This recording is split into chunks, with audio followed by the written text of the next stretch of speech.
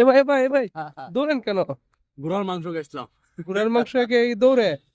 আচ্ছা, আমি আপনাদেরকে বলি, হঠাৎ করে বাংলাদেশে ঘোড়ার মাংস বিক্রি শুরু হয়ে গেছে। এখন গাজীপুরে, হায়দ্রাবাদে, মানে বাংলাদেশের ওইখানে প্রতিদিন 10টা ঘোড়া শেষ। এখন প্রশ্ন হচ্ছে, ঘোড়া কি হোটেলে যাইতেছে না বাড়িতে যাইতেছে? 250 টাকা কেজি। যদি অসাধু হোটেল আইলাভীয় ব্যবসায়ী ঘোড়ার মাংস নেয়া গরুর মাংসকে চালায় দেয়, আপনার জিন্দিগি তো তামা। এখন ঘোড়া যদি এইভাবে এই প্রচলন শুরু হয়, অসুস্থ ঘোড়া যেটা যেটা মনে করেন কাজ করতে করতে অকেজ হয়ে গেছে, নানান সময় নানান কাজে ব্যবহৃত করে, এখন তো এটা মেনে দিব, তাহলে ঝামেলা।